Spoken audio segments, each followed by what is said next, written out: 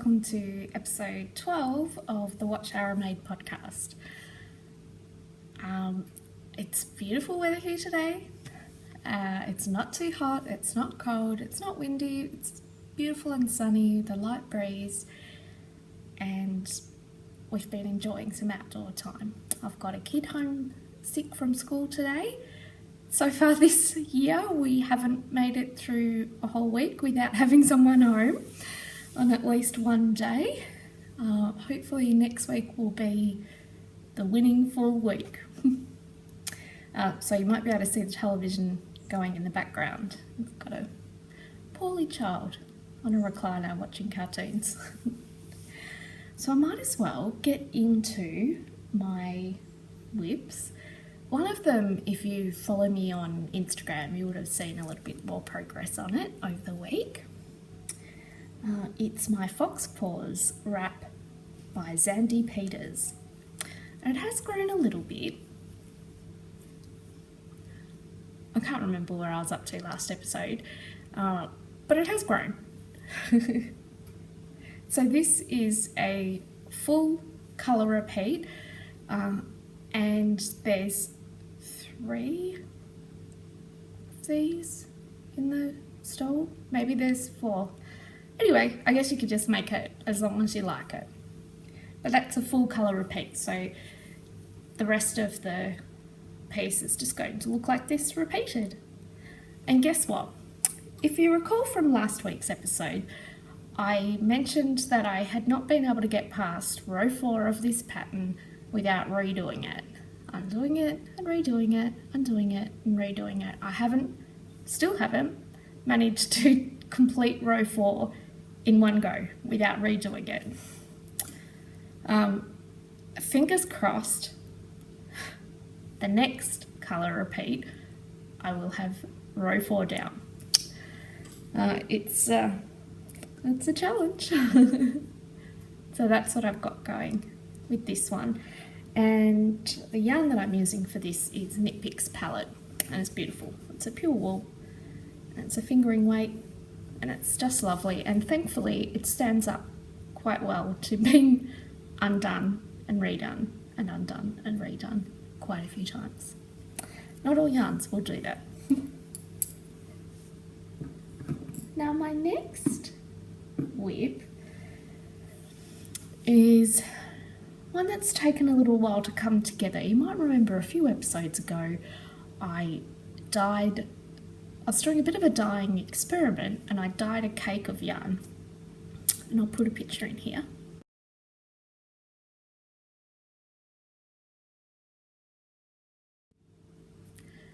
And I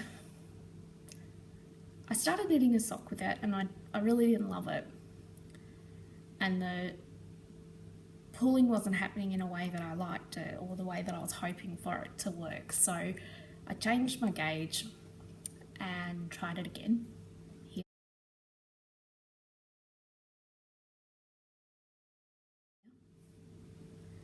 And I still didn't like it. I didn't like the colours mostly, but I was after a particular type of pulling and it wasn't happening. So I over-dyed it, and now I love the colours, and decided that I wasn't going to make socks with it. I'll make a hat with it instead, and the pulling is working perfectly, exactly how I wanted it to. So here we go. Got some pretty grovey pulling there. I'm loving it. It's exactly how I was hoping it would come out. I'm almost up to the crown decreases, so the pulling's going to change again, but that is pretty awesome.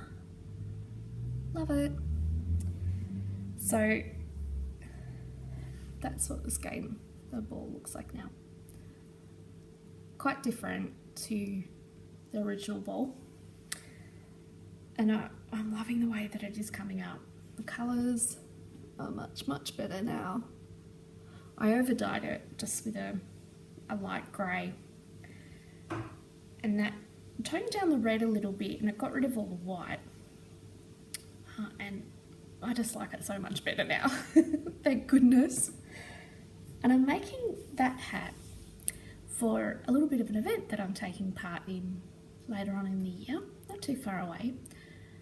There's a town in my state that has a beanie festival every year, and I've entered my beanies into it every year for the last several years, and you can sell the beanies that you enter in, and all of mine have always sold, and it's been great. It's really fun, and it raises money for a community group, and you split the money. You get half, they get half. It's great.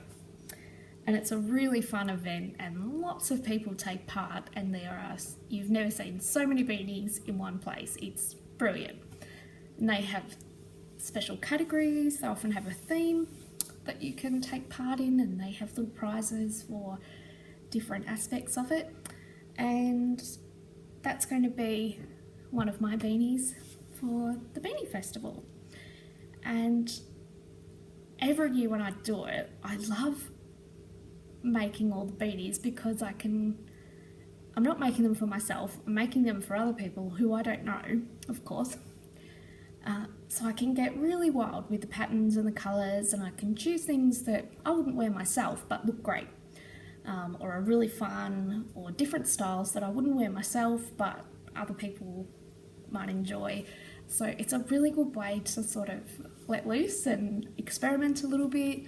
And I try to always use stash yarn as well, and I've got a pretty good stash to choose from, so I've always got a good excuse to use some great yarn for some pretty interesting knits. And everyone likes knitting a hat because it's instant gratification, they don't take long. So that's my first beanie for the Beanie Festival, and I'll have 14 others that I enter. You can enter a maximum of 15, so I'm going to enter 15. That's what I usually do each year. I'm really enjoying that knit. I've sort of used the sockhead hat pattern with a few modifications, but that's a great pattern if you're looking for an interesting pattern to use up some sock yarn that you don't want to make socks from. That is a really good pattern to start with, and it's free on Ravelry. It's really good. It's quite well written, and it's very clear. I don't think anyone would have any trouble using that pattern. Now, my next lip hasn't been started yet. This is a future cast on. Now, you might remember me talking about Eric from the 6 Plus Twine podcast, and that he's hosting a knit along for the Exploration Station shawl. And you know how much I loved making my first one, so I'm definitely joining in on this knit along. And you need 4 colours for an Exploration Station, and I've got 3 picked out so far. And these were actually originally the yarns that I'd picked out to use to make my Doodler shawl, and then at the very last minute I changed my mind. Now these yarns don't look the best in their balls because I've just dragged them out of very, very deep stash. So I've got this. Oh, it's really getting blown out. It looks neon pink, but it's actually quite a beautiful sort of peachy pink in real life. I don't know why that is getting blown out so insanely, but that's totally not what colour it is in real life. Never mind. You'll just have to use your imagination. And this grey, that's pretty accurate representation. Can't go too wrong with grey. And this hand-dyed yarn, which is also getting blown out. The colours are a bit more intense than that in real life. Although that's a pretty good representation of that neon green. It's got some interesting colours in it with this almost brown apricot colour, a true apricot here, some mauve, and dusty pinks. It's quite beautiful. I bought this online as a bit of a mystery, in a mystery bag. I didn't know what, I knew I was getting 80/20 merino nylon sock yarn, and that was all I knew about it. So I've got 5 50-gram skeins of this yarn. Oh, that's better. That looks more like what it looks like. It's quite pretty, isn't it? And when it first arrived, I thought I would make a baby blanket out of it. One of my dearest friends was having a baby girl. But when I knitted it up into the baby blanket, it didn't feel soft or nice at all. And the swatch that I'd made, I washed and blocked, and it still didn't feel soft enough for a baby blanket. I wanted it to be beautiful and squishy and lovely. So it's a bit harsh. It's not itchy or scratchy at all, but it's not buttery soft. It'll be just fine in a shawl for a grown-up though, totally fine. It'll be lovely actually. I almost considered knitting myself a t-shirt out of this as well, but then I thought I probably wouldn't get a lot of wear out of it, so that might be a bit of a waste. Anyway, I don't quite have a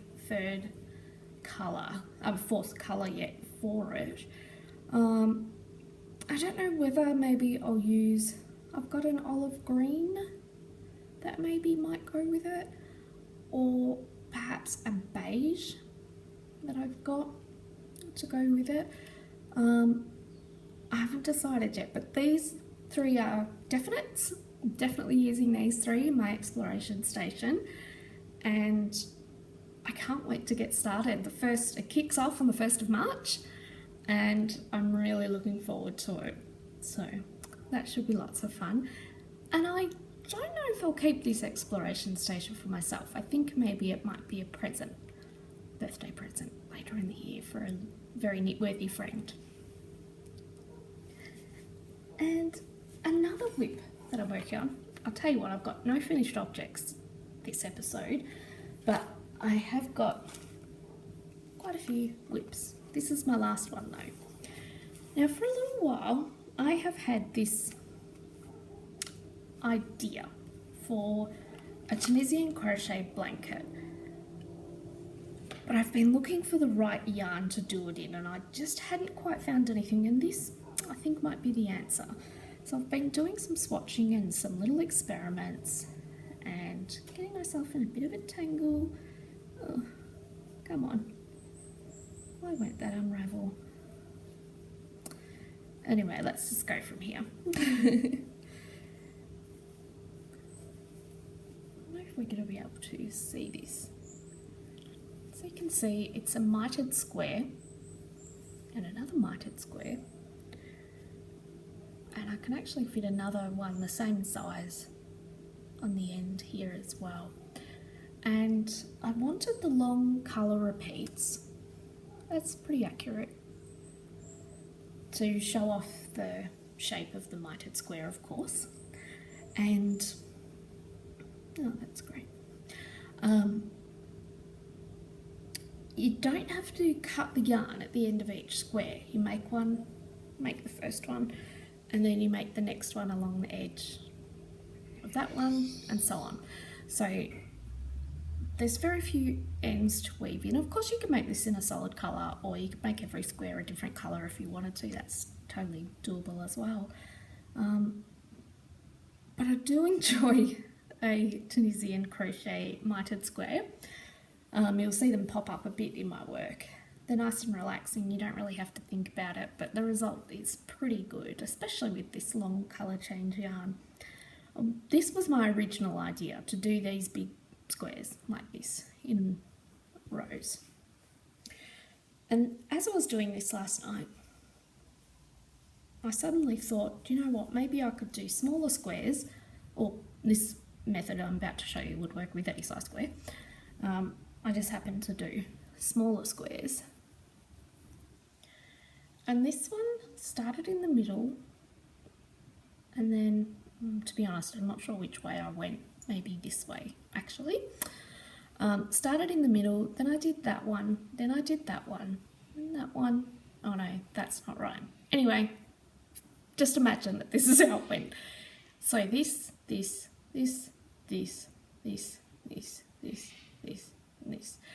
and it can obviously just keep going around in a spiral like that using the same method, and you don't have to cut the yarn at the end of each square once again, which is great, saves you weaving in a billion ends.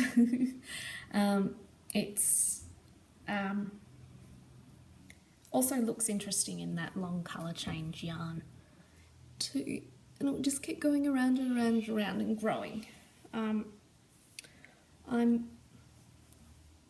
not sure if I'll continue with this. I did just get one skein of this yarn. You'll see they're still joined together. I took a piece of yarn from either end of the ball so I could do both skeins, do both swatches. I might continue with this, but I think I like this method of going around and around and around, but perhaps with a square more this size. So it'd still be doing the same thing, but you get more of the long colour change effect and cover more space, if you know what I mean, faster, because you've got the larger squares going around and around. I don't know, maybe something in between, but that's what I've been playing with and working on. Really enjoying it. And this yarn is by Cleckheaton, and it's 100% pure wool, and it's called California. And it's labelled as a DK weight yarn, but there is no way this is a DK weight yarn. It's way heavier. It's almost heavier than a worsted weight yarn. It's verging on a bulky weight, or a 12 ply if you're Australian. And it's quite nice. It's really squishy because it's a single ply yarn, and it's very soft, and it seems to wear quite well for a single ply yarn. It is felt wool, however, so it's strictly hand wash only, and you wouldn't want to make anything that's going to get any sort of action, like vigorous friction or anything like that, because it will felt. But if you want to felt something, you want to do some wet fulling of your work, this is a great yarn to choose. So that's that piece. And you may have noticed that I'm sitting in a slightly different position today. Usually I sit on the floor when I film in this space and just have the camera in front of me, and it's all good. However, yesterday I had a bit of a rubbish day. I'd walked into town and just to do a few odd jobs and errands, and that was all fine. It was a lovely day, a bit warm but still nice. And when I'd finished everything, I went to the supermarket and did a bit of boring grocery shopping, and I used the self-checkout, self-serve register thing. And when I got my change of $8.20, it was in 10-cent pieces. So I almost had 100 10-cent pieces. It was bananas. Like, everyone was looking at me because it sounded like I'd just won the jackpot on a poker machine, and I was just like, really? Anyway, so piled all my money into my purse, and that was annoying, but whatever. And then when I got out of the supermarket, my shopping bags that I had, reusable shopping bags, weren't weighted evenly, and I was about to walk home, so I wanted them to be even so they were comfortable to carry. So I stopped at a bench and was swapping my shopping around, and it was all good. Got my bags just fine, put them back on my shoulders, and went to trek off, and something went horribly wrong with my back. I don't know what it was. I don't have back issues at all, thank goodness, until now. Something twinged or snapped, or I don't know, did something strange in my back, and I was in agony and I couldn't move, and it really took my breath away. And I was standing there thinking, like, how am I going to get home? What am I going to do? And I was on foot, and everyone else that I knew that might be able to come pick me up would be at work or not in town, and I thought I'll just have to suck it up and walk home. And it's about a 1.5 kilometre walk from town back to my house, which isn't bad, but it is bad if you're trying to carry shopping. And I had all cold things, and like I said, the weather was quite warm, and it was horrible. And while I was standing there having my little incident with my back and my shopping and everything, this weird man that I don't know at all walked up and started taking photos of me with his phone. I don't know why or what he thought he was doing, but if I wasn't suddenly incapacitated, I would have given him a serve.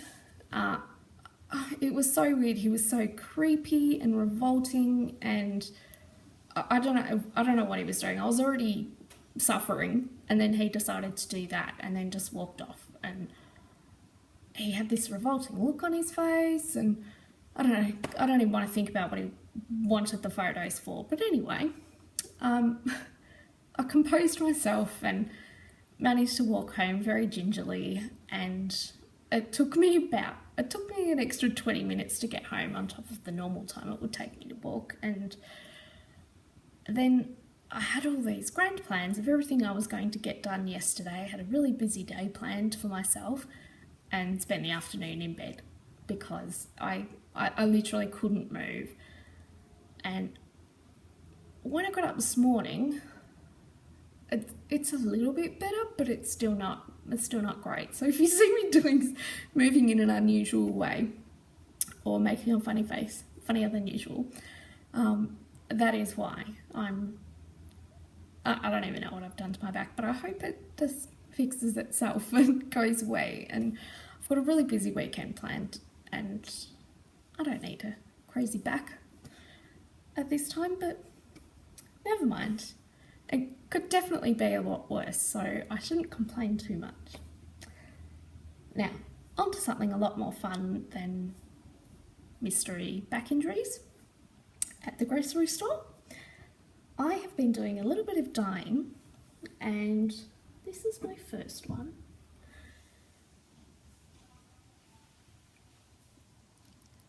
It's a reasonably good representation of the colour. You can probably see from there that it has sparkles in it. It's got Angelina, and it's hold on one moment. Alright, I'm back. So got this one. It's sock yarn, and suddenly I can't remember the actual ratio of the fibre content. It's 5% stellina, 20% nylon, and 75% merino, I think. If it's different, it's not much different than that. And this is my sparkle base that I've only got a limited quantity of it. I hope to be able to get more in the future, but my stockist had run out. But never mind, I still have a fair amount of it left. But this is my red-bellied black snake colourway, and it's deep, beautiful red with black speckles and silver sparkles. And I've got a couple of skeins of this, but this one in particular is going to be getting its way to a special recipient as a little bit of a surprise in the not too distant future, and I think they'll like it. And I had a lot of fun dyeing these yarns that I've done this week.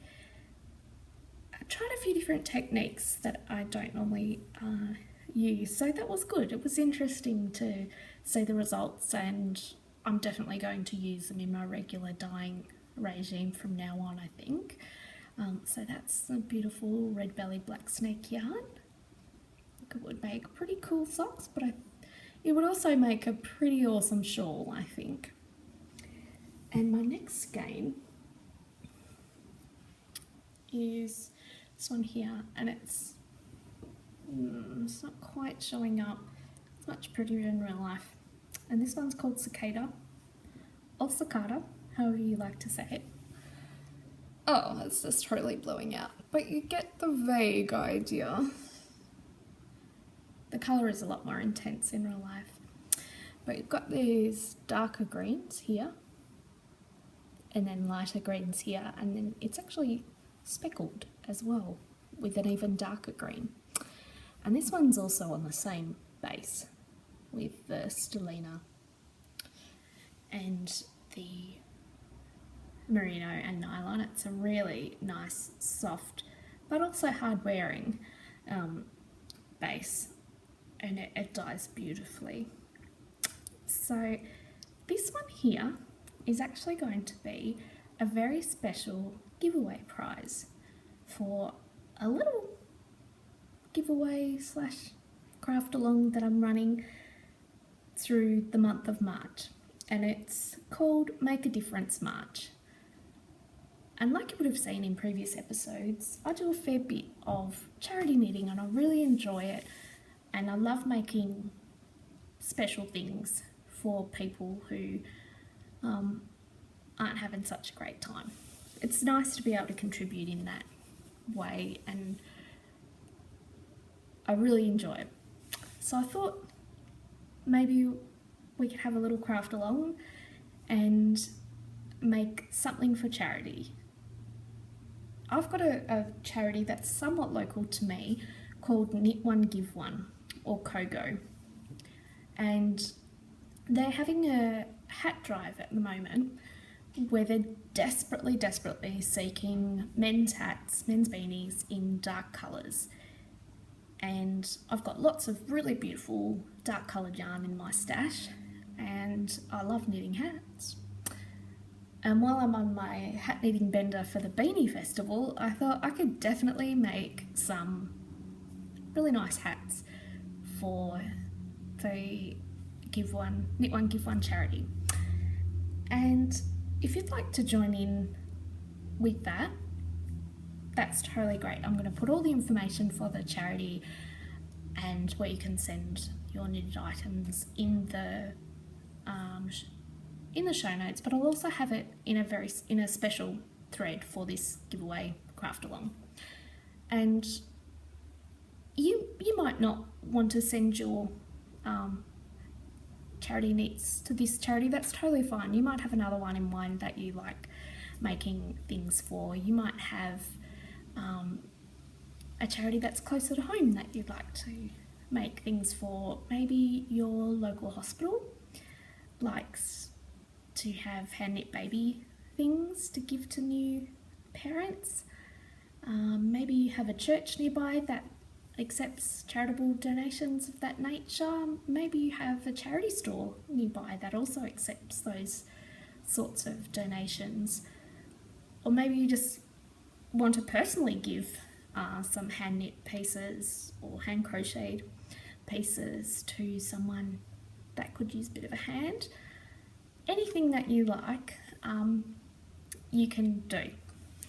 And if you want to put information about a charity that you knit for or crochet for into that thread, that'd be great, because everyone else would like to know as well, I'm sure.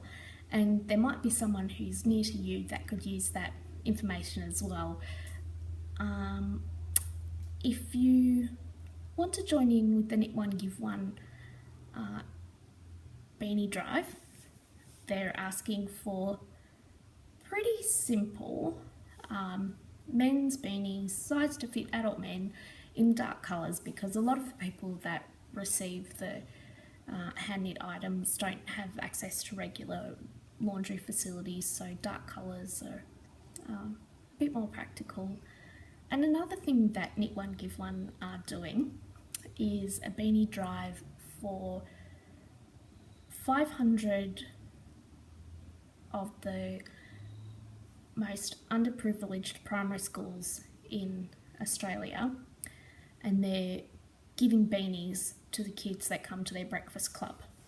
And the breakfast club is where the kids can come and have a free, healthy, hearty breakfast before school when they get to school. And it means that all kids have got a good start to the day, and sadly sometimes that's the only meal that a kid will get all day long. So it's very important, and they're going to be giving out beanies, and I think their aim is to get 5,000 beanies for kids, and they want them to be in school colours. And I'll put all the information that Knit One Give One has given to me into the thread so that you can get a bit more information about it. It's probably really only suitable for Australian people to do, because I realise shipping can be prohibitive if you're trying to ship things to Australia. But by all means, if you want to join in on that, the beanie drives, either for the primary school kids or the men's beanies that they're hoping to collect, go for it. No one's stopping you. If you want to send your charity knits from overseas, that'd be brilliant. They're a really great charity. They're non-denominational, and they look after everyone. They do a really, really good job. So that's going to be the prize. We're going to have a finished objects thread, and if you want to put images of your finished objects, of your charity knits, whoever you knit them for, that's all good. And they don't have to be hats. You can knit whatever you like, whatever your charities need. Go for it. Have some fun with it, and post them in the finished objects thread, which you'll find in the Ravelry group. I'll put a link in the down bar here so that you won't have any trouble finding it. And at the end of Make a Difference March, I'll draw a winner randomly and send this off to them, and it's really lovely. I think you'll enjoy it. And not only did I choose green for the fact that green is definitely my favourite colour, it's also St. Patrick's Day in March, and I'm of Irish descent.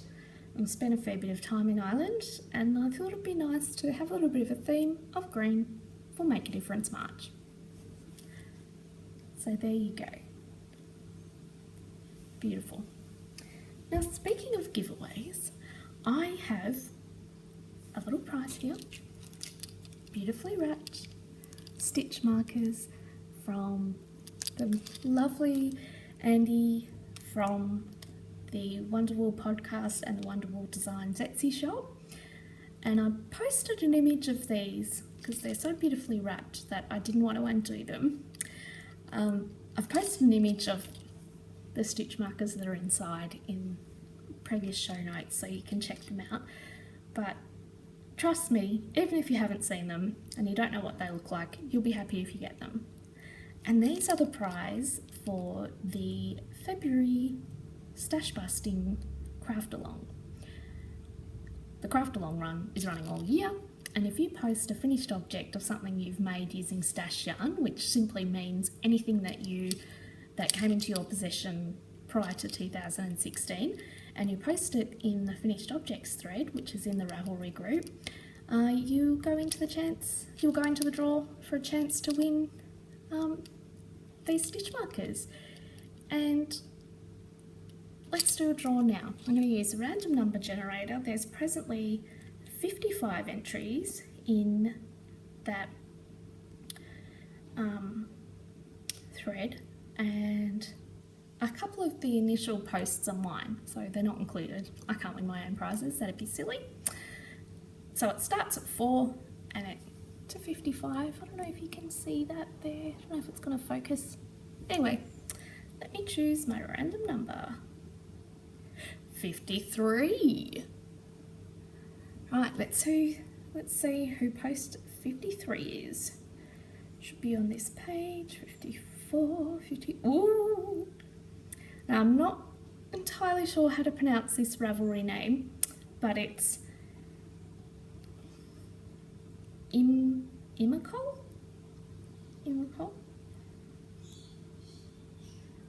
Imacol has knit a gorgeous cowl. It's so beautiful.